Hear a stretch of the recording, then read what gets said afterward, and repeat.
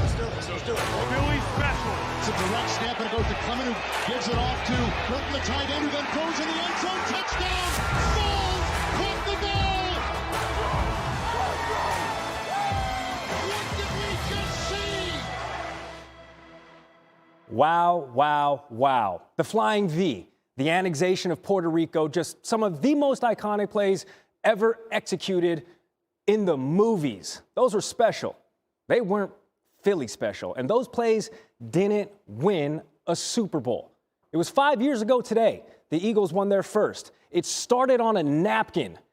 It ended as confetti. You want Philly, Philly? Here's Sal Pal with how it came to be. All right, here we go. We're going to run it at a bunch left. Set up like we're talking to the line. Backside edge. Got a slant block. First thing in C-gap. Snap it. You're going to be ready for it. There he is. Off toss to him. 2-point play conversion is good. I was at home watching the Super Bowl. I knew right away what they were going to do because I could watch Foles kind of do exactly what he's coached to do, and he did a good job of it. I hopped up off my seat, and I remember just putting my hands in the air. I said, Amy, next time I play in the Super Bowl. I was like, you got to be kidding me. Here we go, hurry. Let's go, line up. Hey, we're going bunch left, Detroit now. 640 miles south of Philadelphia, Somerville High School offensive coordinator Hunter Spivey Very important that we is installing the Philly special. All right, we want them to think in the gun, and we're going for a 2-point play. But here it's called by a different name. Hey, check. Hey, Cincinnati, Detroit. Its original Cincinnati, name, Detroit. Boom, that ball snapped, right? Detroit. Once he catches it, he goes, now you take off out the back door. Okay? I called it Detroit. I'm coaching kids, and I try to create relevance with signals, relevance with play calling, and the D stands for direct snap to the tailback. And so Detroit just stuck. Those origins trace back not to a football field, but to this patchy diamond just outside Columbia, South Carolina. 2011 was when I took the offense coordinator job at Gray Military Academy. It was a baseball field, and it was all that we had, you know, and I'm talking old school clay baseball field with a bumpy outfield and having to mark off the lines with the old school sprayer, and oh man, didn't have goalposts, but hey, we made it happen. In that dirt, the Philly special was born. It's just something that just pops when you see it. Whenever I run a trick play or Spivey special and it's worked, you just see it and you know it'll work. And that was one of them. You can run it anytime, really, but I use it normally 2-point conversions. We used it several times. In late summer of 2012, one encounter would forever change the fate of Spivey's play when he sought out Chad Morris, then the offensive coordinator of Clemson University. Spivey was looking for a job. Instead, he found a ticket to history.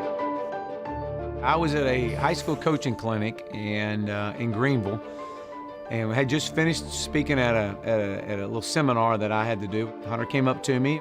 2-point plays came up, you know, and I'm like, man, I got one, coach. I'm telling you, I've run it like 4 or 5 times this year, and it's worked every time. He's like, you kidding me? Well, my reaction to the play when he originally said it is like, oh, this is great. We didn't have anything to write on. I was like, hey, there's a napkin right here.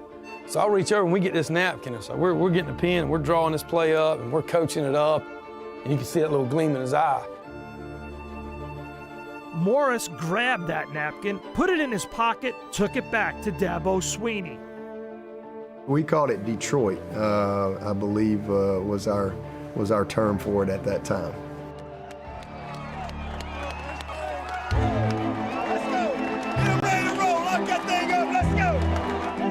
On October 6, 2012, Spivey's play made its national debut. And as soon as I saw the formation, I kind of knew, okay, he's about to run it.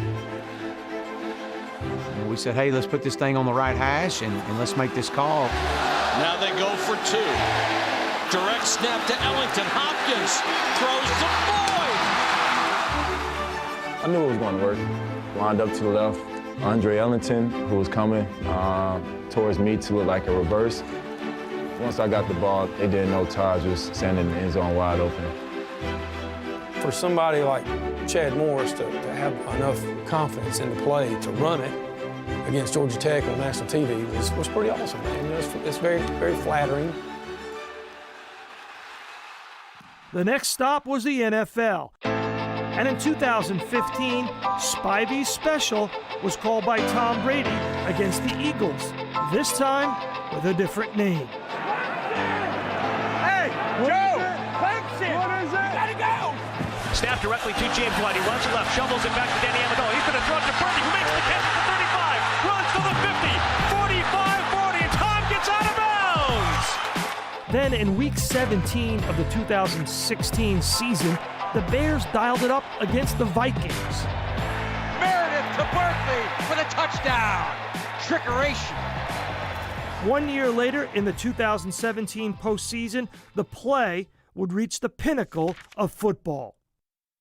I thought, you know what? This fits who we are. The formation fits, the offense, the personnel, the whole thing about it is what we need. I discussed it with Frank Reich at the time, my coordinator, and he was excited about it. You guys decided to run the play in the ballroom the night before, but not on the field at US Bank in the walkthrough. Yeah, no chance we were running that thing anywhere where anybody else could see it. I said, just call anything. Go back to training camp. Pull out basic plays. Pull out vanilla plays. And if there's anybody in the building, they're not going to see anything that is going to be run in the actual game. In Super Bowl 52, holding a 3-point lead just before halftime, the Eagles dug deep into the playbook. I had called a play, and we broke the huddle, and wasn't really feeling that play, and burned a timeout. It came to my mind, went over to Doug, asked him if we could run it, and he pauses because he's got so much going on in his headset with the coaches trying to figure the perfect play. You want Philly? Yeah, let's do it. When he said it, in my heart and my gut, it was like, that's the one. That's the play. This is the time. All right, here we go. Philly special. Ready?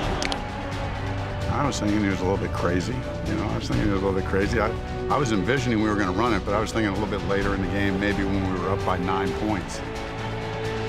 That was vintage Doug. Here we go. Tonight! Easy! Kill! Lane! Moves to the right, it goes directly to Clement. Reverses it, the pass goes into the end zone. And it is a touchdown by Big Fo. Let's go! Good call. Great call. Just right down my alley. I mean, it was perfect. They brought it out in the Super Bowl. If you're looking deeper into the play, you see a trust from a head coach to his players, and now it's one of the most famous plays in Super Bowl history. Hey, Foles, why were you so open? I sold it. I did some acting. Hey, Cincinnati, Detroit.